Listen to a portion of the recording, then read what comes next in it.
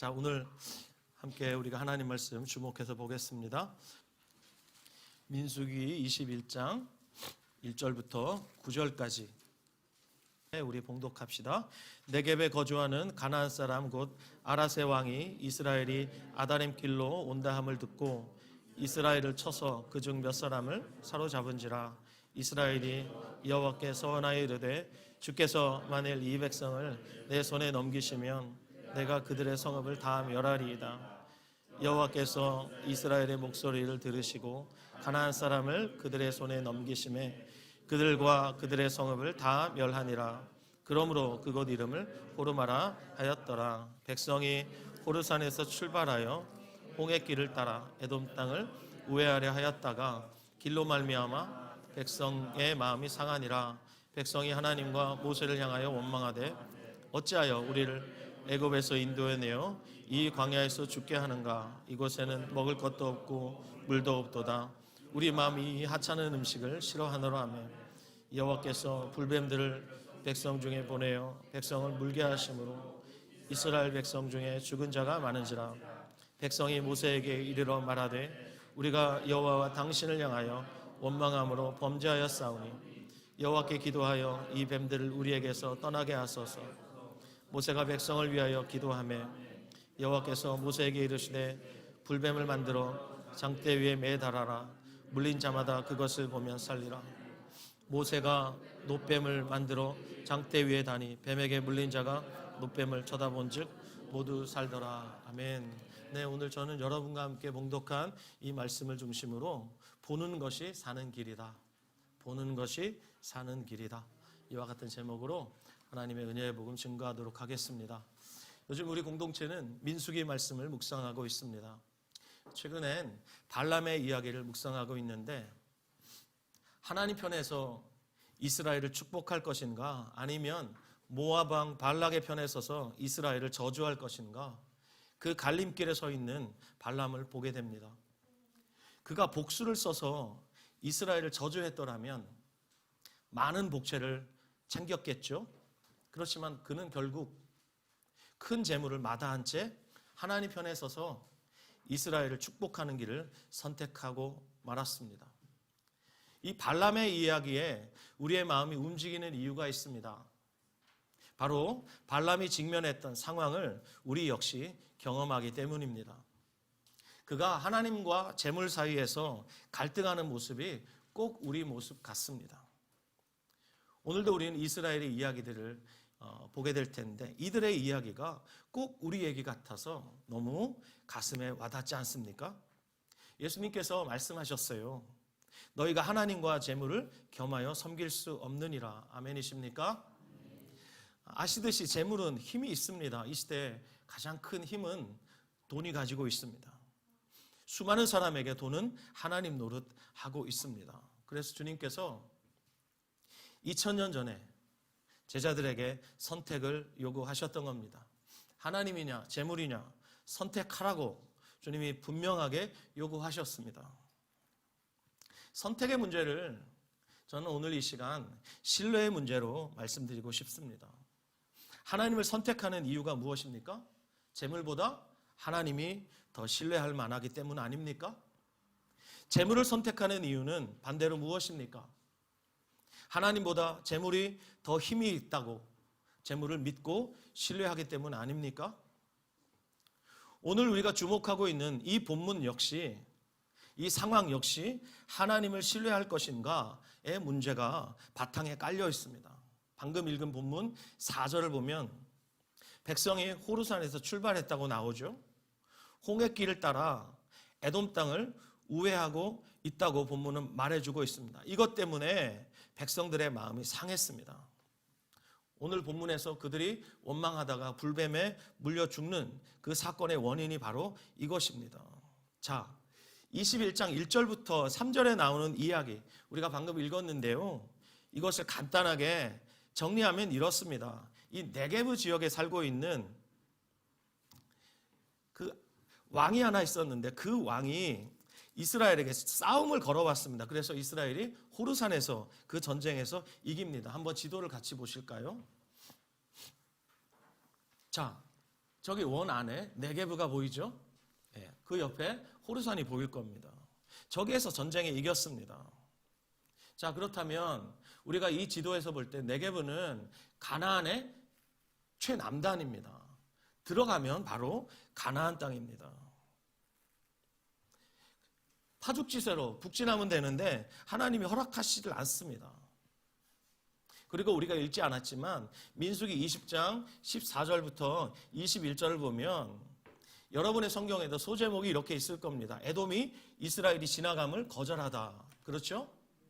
에돔이 이스라엘이 통과해서 지나가는 것을 허락하지 않습니다. 저기 녹색으로 표시된 부분이 에돔이라는 나라입니다. 저기를 질러가면 지름길입니다. 그런데 에돔 왕이 허락하지 않습니다. 지금 이스라엘의 군사력이면 에돔쯤은 식은죽 먹기로 정복할 수 있습니다. 그냥 멸망시킬 수 있습니다. 그런데 에돔이 누굽니까, 여러분? 야곱의 형제 에서의 후손입니다. 그렇다면 이스라엘이 형제 나라입니다. 하나님께서 에돔은 절대 건드리지 말아라. 주님이 허락하지 않으십니다. 그렇기 때문에 저 위쪽으로 올라가는 것을 하나님이 이것을 목적으로 애굽에서 건져내셨는데 저쪽으로 올라가는 것은 허락하지 않습니다. 그러면 남은 길은 밑으로 내려가는 거죠. 내려가되 에돔을 통과해서 올라가면 훨씬 가깝지 않습니까? 그런데 아무도 없는 사막으로 광야로 이스라엘을 저기 홍해 쪽에 있는 아카바만 쪽으로 인도하고 계십니다. 저기를 찍고 저 위로 삥 우회해서 올라가는 겁니다. 그러니 저 길 때문에 백성들의 마음이 상했다고 오늘 본문이 말씀하고 있습니다. 자, 오늘 본문에서 백성들의 마음이 상했다. 이게 무슨 뜻이냐면 백성들의 마음이 조급해졌다는 겁니다. 참을 수 없을 정도로 조급해졌다는 겁니다. 자, 보십시오, 여러분. 전쟁에서 이겼습니다. 그러면 파죽지세로 몰고 올라가는 게 이게 전쟁의 상식입니다. 그렇죠? 그런데 주님이 허락하지 않습니다. 에돔을 통과해서 지름길로 가는 것도 허락지 않습니다. 그래서 백성의 마음이 상했습니다. 여러분 어떻게 보십니까? 백성들의 마음이 상했다고 하는 이 말씀을 여러분 어떻게 읽으십니까? 그렇지, 그럴 만도 하겠다. 우리 같아도 그랬겠다라는 생각이 드십니까? 그렇다면 이어지는 21장 5절 다시 보시기 바랍니다. 21장 5절 다시 한번 같이 읽어봅시다. 시작. 백성이 하나님과 모세를 원망하되 어찌하여 우리를 애굽에서 인도해내어 이 광야에서 죽게 하는가? 이곳에는 먹을 것도 없고 물도 없도다. 아멘. 여기 보면 백성이 하나님과 모세를 원망했다고 말씀하고 있죠. 그런데 이 원망이 단순한 원망이 아닙니다. 원망의 내용을 잘 보십시오. 왜 우리를 애굽에서 이끌어내서 이 광야에서 죽게 하는가? 이게 무슨 말이에요? 이 말은 출애굽의 그 위대한 역사를 통째로 부정하는 겁니다. 게다가 매일 하늘에서 내려주시는 만나를 뭐라고 가리킵니까? 하찮은 음식이라고 말합니다. 그리고 싫어한다라고 말합니다. 여러분, 싫은 건 나는 짜장면보다 짬뽕이 좋아, 이 정도가 아니라 싫다는 말은 강하게 거부하는 겁니다. 이건 이제 다시는 먹기 싫어, 이런 얘기입니다. 이들의 원망을 제가 좀 더 쉽게 풀면 이런 뜻입니다. 하나님의 인도하심을 따라왔더니 죽을 일밖에 없네? 기적? 이제 필요 없어. 하나님은 이제 우리 인생에서 제발 좀 빠져주십시오. 우린 더 이상 당신을 믿지 못하겠습니다. 바로 이 말입니다. 그렇다면 여러분이 이들의 태도가 수긍이 가십니까? 제가 아까 여쭤봤죠.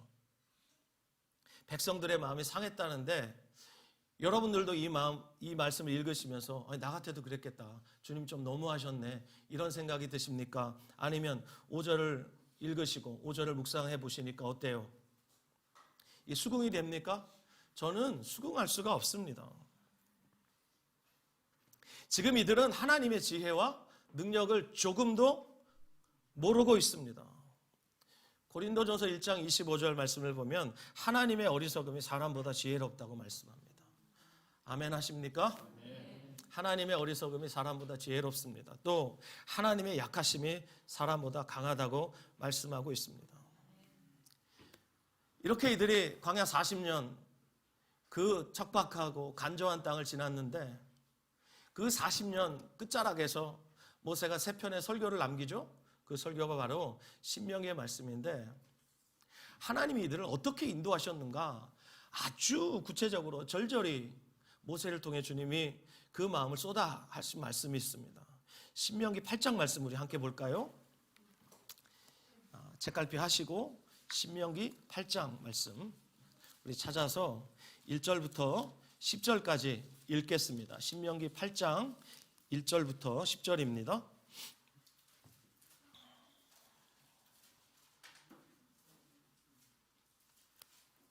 신명기 8장 1절부터 10절 시작.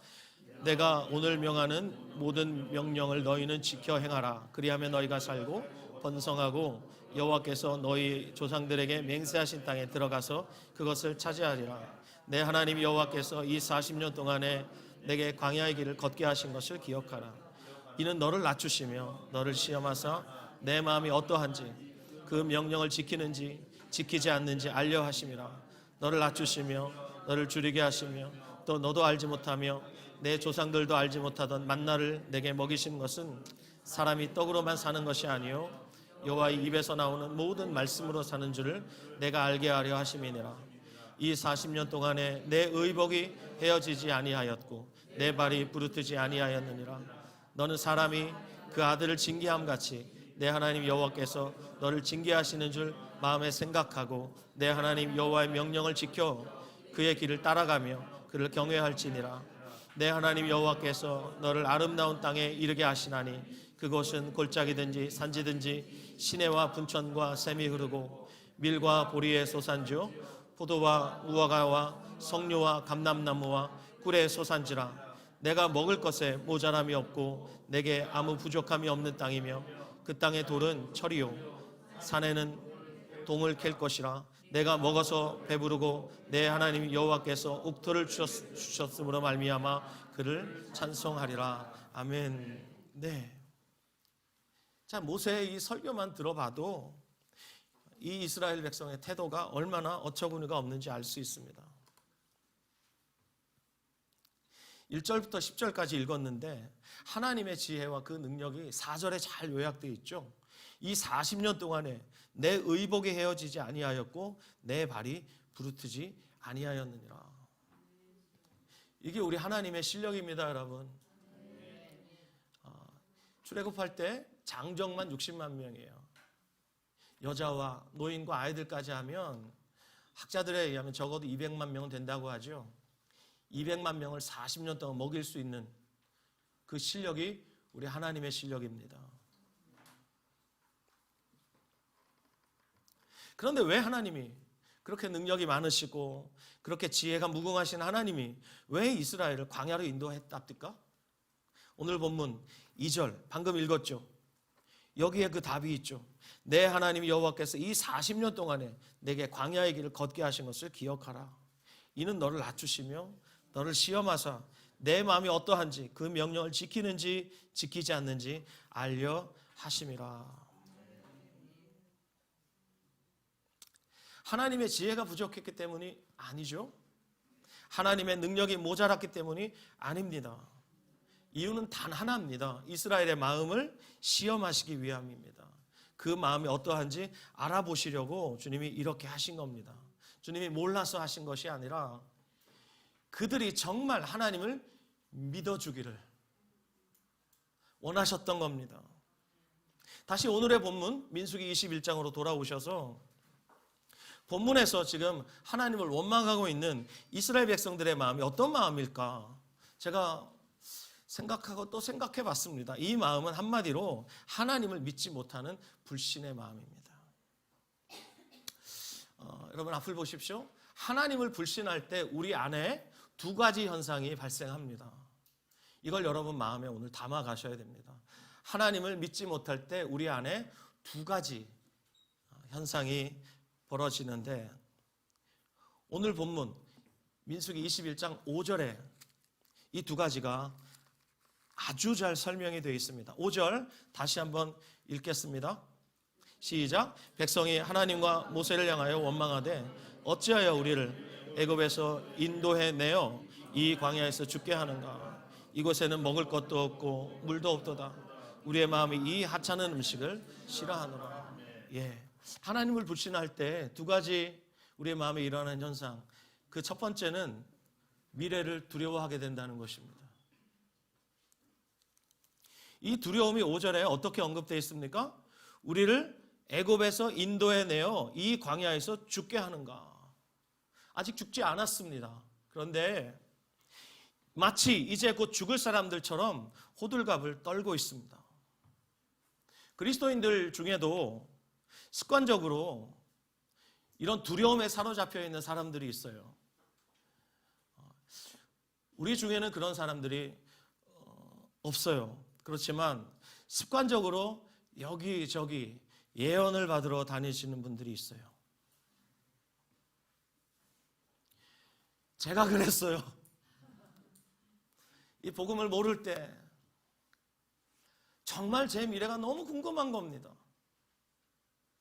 그래서 쪽집게처럼 예언을 잘하는 그런 분들에게 가서 막 머리를 디밀고 예언해 주시면 그거 녹음기에다 녹음해가지고 그걸 마치 주님의 말씀인 양 반복해서 듣고 거기에서 위로를 얻고 거기에서 안정을 얻었습니다. 그리고 제가 섬겼던 교회 목사님 조남이 용자 완자예요. 많은 분들이 용한 목사님 그러시는 거예요. 그래서 그런 교회로 나를 인도하셨나? 한때는 이런 생각이 들었습니다. 제가 예언에 너무 관심이 많아가지고 앞으로 내 인생은 어떻게 될까? 정말 어디 용한 데 있다 그러면 가서 머리를 디밀었어요. 나중에 여러분 타임머신 타고 과거로 돌아가실 기회가 생기면 그 무리에 제가 있는지 꼭 찾아보세요. 틀림없이 있어요, 거기. 여기저기 예언을 받으러 다니시는 분들, 여러분 생각해 보세요. 왜 그럽니까? 입으로는 하나님이 내 인생의 주인이라고 말하지만 하나님 살아계신다고 말만 해요. 그런데 하나님의 지혜와 능력은 전혀 믿지를 못해요.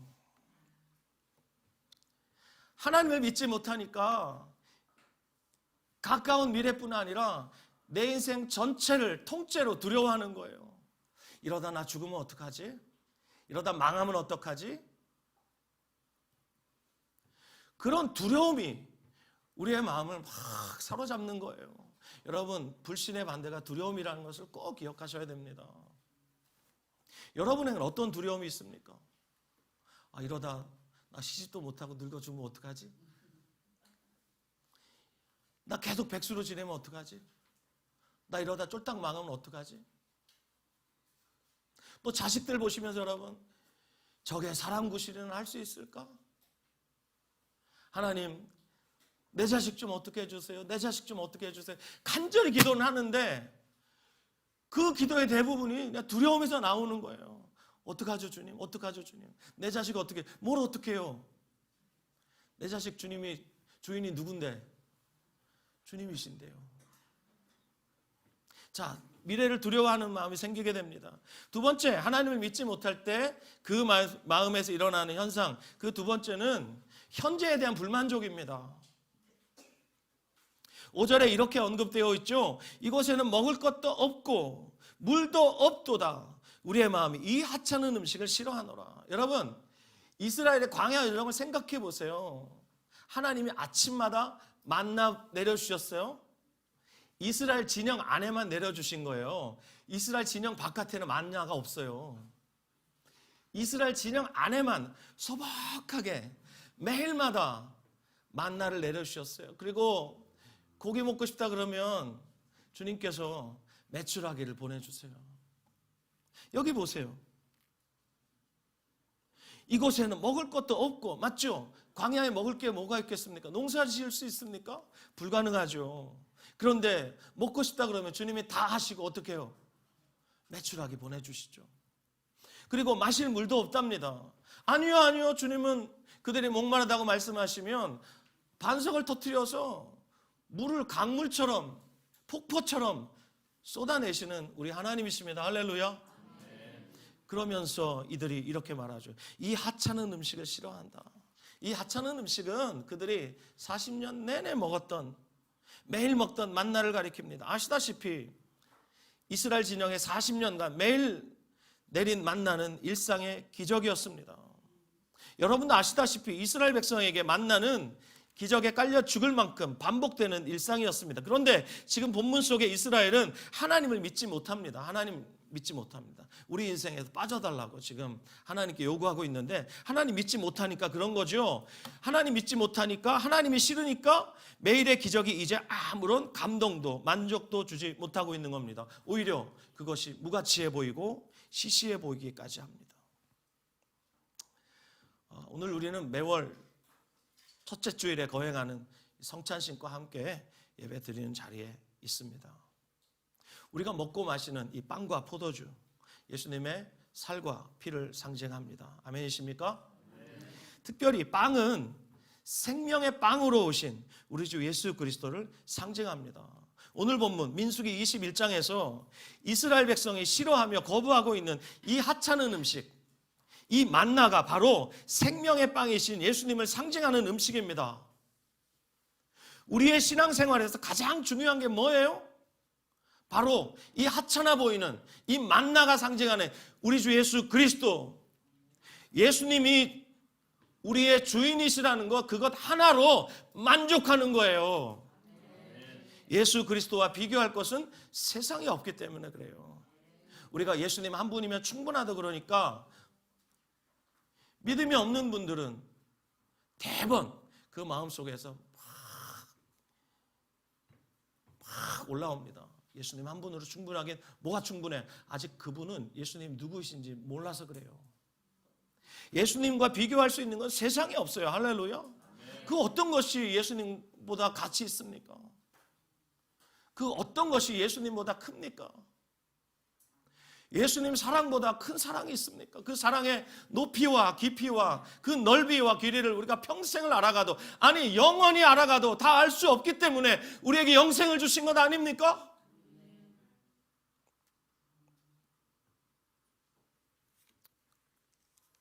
하나님을 불신하는 마음이 이렇게 무섭습니다. 하나님을 불신하니까 그 하나님 살아 계신데도 당장 코앞에 닥친 미래를 두려워합니다. 먼 미래는 말할 것도 없지요. 그리고 하나님이 매일같이 기적적으로 내려주시는 그 만나를 하찮게 취급합니다. 만족스럽지가 않습니다. 하나님이 이걸 그냥 두시면 안 돼요. 그래서 불뱀을 보내셔서 백성들을 막 물게 합니다. 이런 불뱀은 입에서 불이 나오는 뱀이 아니라 맹독을 가진 뱀을 말합니다. 그 지역에 살고 있는 뱀이었겠죠? 이건 하나님의 징계와 심판이었습니다. 여러분 믿으시기 바랍니다. 하나님은 그 받으시는 아들마다 징계하십니다. 징계하시지 않는 아들은 아들 아니에요. 그러니 하나님이 아들 삼으시고 또 신부 삼으신 이스라엘을 그냥 두면 안 됩니다. 이런 건 징계하셔야 마땅하죠. 그리고 이 원망의 주동자였던 자들은 주님께서 즉결 심판해 버리셨어요. 그들은 불뱀에 물려서 즉사하고 또 얼마 있지 않아 죽고. 근데 나머지는 주님께서 심한 고통과 막 몸에서 막 열이 나고 그런 그 고통을 통해서 이들에게 깨닫게 하시려는 목적이 있었겠죠. 여러분 불과 한 달 전에 남아프리카 공화국에서 있었던 희한한 일이 하나 있었습니다. 이런 일 여러분 들어보셨는지 모르겠지만 그 프로펠러 경비행기 있죠. 경비행기 6인승짜리 경비행기를 타고 가는데 4명이 탔습니다. 4명. 그리고 앞에 그 비행기 조종사까지 해서 8명이 탈 수 있는 거기에 이륙한 지 얼마 되지 않아서 비행기 안에 코브라 한 마리가 다니고 있는 거예요. 여러분 그걸 발견하는 순간 조종사의 말에 의하면 뇌가 멈추더랍니다. 뇌가 멈추더랍니다. 여러분 만약에 여기 뱀 한 마리 들어왔다 그러면 안 봐도 비디오 여러분 다 튀어나갑니다. 지금 이스라엘 백성이 지금 광야에서 장막을 치고 있어요. 텐트에 지금 살고 있는 거예요. 그 텐트마다 뱀이 들어가서 자고 있는 사람 물고 도망가는 사람 물고 그런다고 생각해 보십시오. 지금 아마 아수라장일 겁니다. 난리가 났을 겁니다. 그렇게 사람들이 난리법석을 떨면서 깨닫는 거죠. 우리가 또 범죄했구나. 그래서 하나님께 막 회개하기 시작합니다. 그리고 모세에게 기도를 요청합니다. 모세 우리를 왜 기도해 주세요? 그러면서 막 모세에게 와서 막 기도를 요청합니다. 그때 모세가 기도하죠. 하나님이 이때다 싶어서 신실하게 응답을 하시는데 8절 말씀 여러분 다시 보시기 바랍니다. 8절 말씀 오늘 본문 8절 그리고 9절 같이 읽어요. 시작. 여호와께서 모세에게 이르시되 불뱀을 만들어 장대 위에 매달아라. 물린 자마다 그것을 보면 살리라. 모세가 놋뱀을 만들어 장대 위에 다니 뱀에게 물린 자가 놋뱀을 쳐다본 즉 모두 살더라. 아멘. 여러분 이거 좀 이상하지 않습니까? 이상하지 않습니까? 여러분 말씀 한마디로 하나님은 천지를 창조하시는 하나님이세요. 할렐루야. 그렇다면 말씀 한마디만 하시면 되는데 이상하죠. 뱀에게 물려가는 자들을 한꺼번에 말씀으로 살리시기는커녕 이상한 요구를 하십니다. 이게 뭐예요 여러분? 백성들의 믿음을 테스트하시는 거예요. 이게 왜 테스트입니까? 어리석어 보이기 때문이에요. 해독제를 처방해주면 우리 상식에 딱 맞죠. 그렇죠? 코로나처럼 백신을 주님 만들어주시면 딱 맞죠. 독에 물렸을 때 해독제 먹으면 되잖아요. 해독제를 빨리 처방하셔서 하늘에서 만나처럼 해독제를 툭툭툭 떨어뜨려 주시면 그거 뭐 구강으로 투여하든지 아니면 그 당시에 주사기가 있었으면 이렇게 정맥 주사를 맞든지 이렇게 하면 되는, 아니면 뭐 주사를 놓지 못하는 저 같은 의무병 출신은 근육 주사를 이렇게 놓으면 되는 거예요. 근데 그것도 아니에요. 해독제를 주시는 것도 아니고, 그리고 당시에 모세와 70인의 장로들이 있었습니다. 이들을 가가오 빨리 방문하게 하면 어때요? 그리고 12지파에 지파장들이 있잖아요. 이런 리더십들을 주님께서 불러 모으셔서 그들에게 치료할 수 있는 능력을 부여하시고, 그리고 그들이 가서 그냥 안수하는 거예요. 그러면 다 낫게 하시면 어때요? 금방 낫게 하실 수 있잖아요. 그런데 주님은 어떻게 하십니까? 너무너무 어리석은 방법을, 사람들이 어리석게 여길 만큼 이상한 방법을 주십니다. 장대 위에 놋뱀을 부어서, 뱀을 놋으로 부어서 만들어서 장대 위에 쳐다봐라, 장대 위에 매달아라, 그래서 쳐다보면 산다, 이렇게 말합니다. 근데 신기하게도 죽을 수밖에 없었던 그 사람들이 어린아이처럼 단순하게 믿기 시작합니다. 순종하기 시작합니다. 그랬던 사람들은 다 살았다. 이게 오늘 본문의 마지막 이야기입니다. 근데 그 중에는 안 믿었던 사람도 있겠죠. 치료제나 가져와요, 안수나 해줘요, 하나님께 기도나 해줘요, 이렇게 요구했던 사람들도 있었을 거예요. 저거 쳐다본다고 뭐 낫습니까? 이러면서 계속 거부했던 사람들은요, 다 죽었어요. 오늘 본문에서 9절 쳐다본 적이라고 번역된 히브리어 단어, 이거 그냥 힐끗 쳐다보는 수준이 아니에요. 저 십자가 보세요, 여러분. 여러분 지금 힐끗 쳐다보시는 분도 계시죠? 그죠? 힐끗 쳐다보는 거. 이 정도가 아니라 여기 쳐다본 적이라고 번역된 히브리어 단어는 시선을 고정해서 뚫어지게 쳐다보는 것을 말하는 거예요. 이게 믿음이라고 오늘 본문은 말씀하고 있는 거예요. 뚫어지게 쳐다보는 거예요. 뭘요? 장대에 매달린 그 놋뱀을 뚫어지게 쳐다보라는 거예요. 계속 쳐다보라는 거예요. 몸이 완전히 괜찮아질 때까지 계속 쳐다보라는 거예요. 예수님이 이 본문을 인용하시면서 니고데모에게 하신 말씀이 있어요. 바로 거듭남에 관한 비밀이에요. 다 함께 요한복음 3장 3절 4절 말씀 읽겠습니다. 신약성경 요한복음 3장 3절 4절 말씀.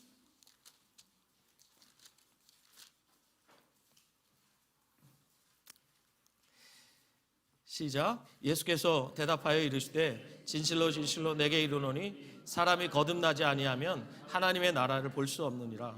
니고데모가 이르되 사람이 늙으면 어떻게 날 수 있사옵나이까? 두 번째 모태에 들어갔다가 날 수 있사옵나이까?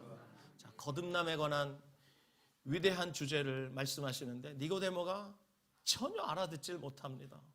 니고데모 당시 유대인의 스승입니다. 우리나라 역사로 말하면 김구 선생 같은 그런 존재입니다. 민족의 지도자예요. 유대교인이에요. 그런데 영적으로는 완전 까막눈입니다. 알아듣질 못합니다. 그래서 5절부터 예수님이 물과 성령으로 거듭나지 않으면 너 하나님 나라에 들어갈 수 없다. 영으로 난 것은 영이고 육으로 난 것은 육이다. 이러면서 거듭남의 진리에 대해서 주님이 말씀을 하시는데 9절 보십시오. 니고데모가 대답하여 이르되 어찌 그러한 일이 있을 수 있나이까. 니고데모가 이걸 깨닫지를 못합니다. 그리고 니고데모 역시 오늘 본문에 나오는 이스라엘 백성들처럼 예수님을 불신하고 있습니다. 왜 제가 니고데모의 불신을 자신 있게 말하냐면 12절 보십시오. 3장 12절 내가 땅의 일을 말하여도 너희가 믿지 아니하거든 하물며 하늘의 일을 말하면 어떻게 믿겠느냐라고 말씀하시죠. 니고데모 역시 예수님을 불신하면서 그 영적인 무지를 지금 드러내고 있습니다. 그에게 예수님이 14절 15절 말씀하시죠. 14절 15절 같이 읽어요. 시작. 모세가 광야에서 뱀을 든 것 같이 인자도 들려야 하리니 이는 그를 믿는 자마다 영생을 얻게 하려 하심이니라. 아멘. 우리는 16절 말씀은 잘 아는데 14절 15절 말씀은 잘 안 읽어요. 14절 15절 말씀이 16절에 다시 한번 반복되어 있습니다. 하나님이 세상을 이처럼 사랑하사 독생자를 주셨으니 이는 그를 믿는 자마다 멸망하지 않고 영생을 얻게 하려 하심이라. 여기 보십시오 여러분. 14절 15절이 16절에 요약되어 있죠. 함축되어 있는데 15절과 16절 하반절 말씀이 똑같습니다. 이는 그를 믿는 자마다 멸망치 않고 영생을 얻게 하려 하심이라. 그렇다면 14절에 모세가 광야에서 뱀을 든 것 같이 인자도 들려야 하리니 이 말은 하나님이 세상을 이처럼 사랑하사 독생자를 주셨다는 말이죠. 맞습니까?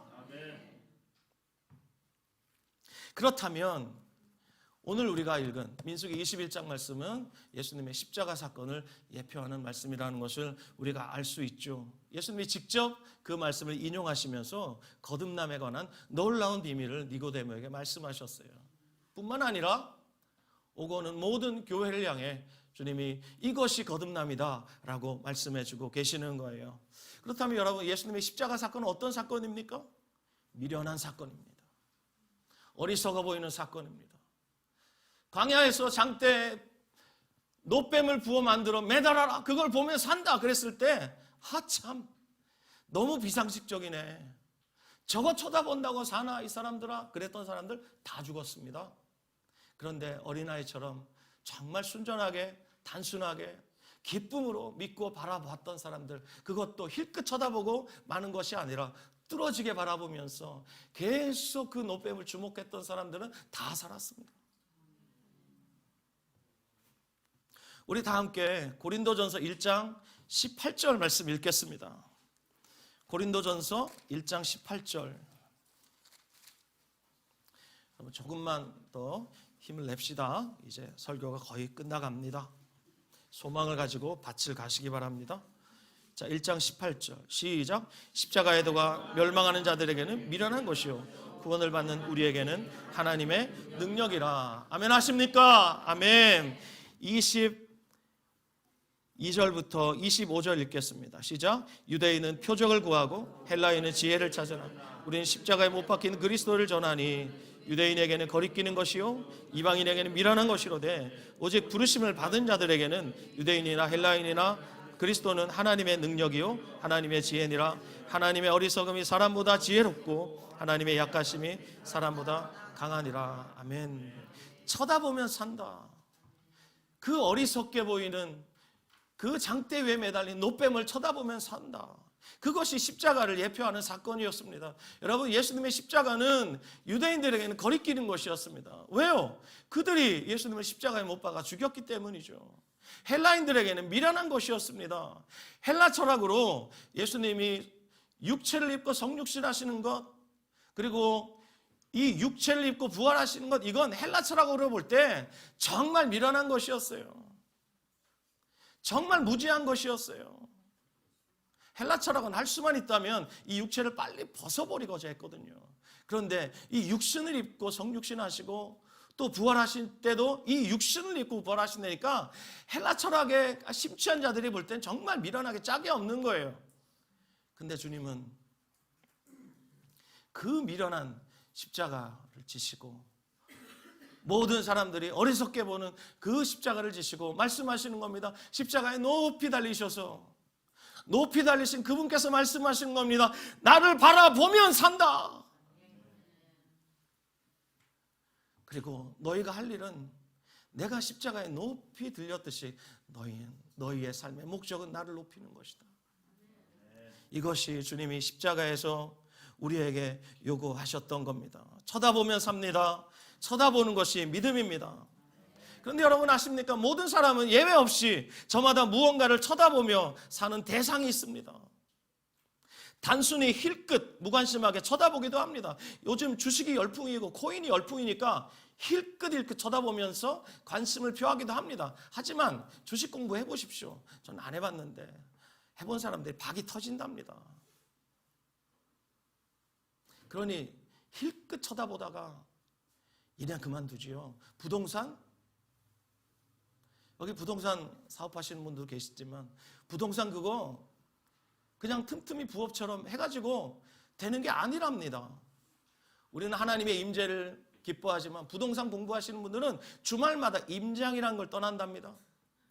임장이 뭔 줄 아세요? 현장에 가서 부동산을 깜깜이 위치가 어디고 그리고 주변 상권 이런 거 다 분석하는 진짜 막 터진답니다. 힐끗 쳐다보면서 나도 한번 해볼까? 그러면서 쳐다보는 무언가가 있습니다. 그런가 하면 뚫어지게 자신의 인생을 걸만한 것을 뚫어지게 쳐다보면서 평생 그것을 따라 사는 사람들이 있습니다. 여러분은 무엇을 쳐다보십니까? 여러분은 어디를 보십니까? 누구를 보십니까? 쳐다보는 그것을 따라 그 길로 가는 것이 인생인데 여러분은 어디로 가고 계십니까? 저와 여러분이 예수님을 주목하며 삽니다. 예수님에게서 눈을 떼지 않고 삽니다. 세상 사람들이 뭐라 하든 그건 상관없습니다. 왜요? 우리는 하늘에 속한 사람들이기 때문입니다. 우리는 다른 행진곡에 발맞춰 나아가는 사람들입니다. 가정의 달에 생각합니다. 우리의 자녀들이 무엇을 쳐다보게 해야 하는가? 이것이 우리의 숙제입니다. 주님을 신뢰하면서 주님 한 분만으로 만족해하는 우리의 기쁨과 만족과 감사를 우리 자녀들이 보게 만들어야 되지 않겠습니까? 주 앞에 자주 엎드려 있는 우리의 뒷모습을 보게 해야 되지 않겠습니까? 그래야 우리 자녀들도 위기를 만날 때 주님을 보고 살게 될 것 아닙니까? 일평생 주님을 바라보며 여러분 주님 한 분만으로 만족한 삶 결국 사시고 자녀들도 그렇게 살게 하셔서 여러분 가정 전체가 하나님 앞에 정말 살기를 예수님의 이름으로 축원합니다. 우리 기도하겠습니다. 이 시간 잠시 기도할 때 여러분 안에 정말 주님을 향한 어떤 불신이 있는가?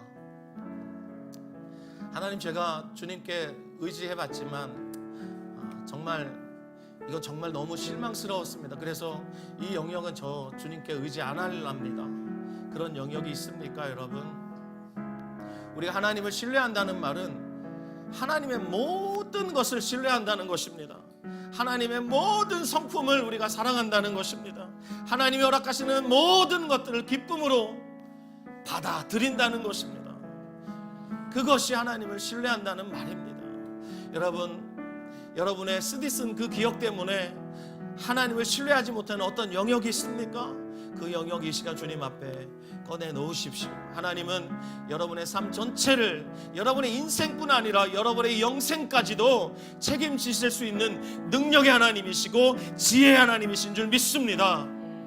우리를 위해서 그 아들까지 내어주신 하나님이십니다. 그렇다면 믿을 수 있지 않습니까? 그 하나님 앞에 우리 이 시간 고백합시다. 주님, 제가 주님 당신을 신뢰합니다. 그래서 사나 죽으나 성공하든 실패하든 저 주님 바라볼랍니다. 저 죽을 때까지 주님만 바라볼랍니다. 세상 사람들이 뭐라고 하든, 어리석다고 말하든, 무가치하다고 말하든 상관없이 전 주님을 신뢰하랍니다. 주님을 따라갈랍니다. 그래서 내가 따르는 주님을 따라 저 영원히 살랍니다. 함께 이 시간 영원을 선택하며 여러분 기도하시지 않겠습니까? 함께 기도하며 주님 앞에 나아갑시다. 기도하겠습니다.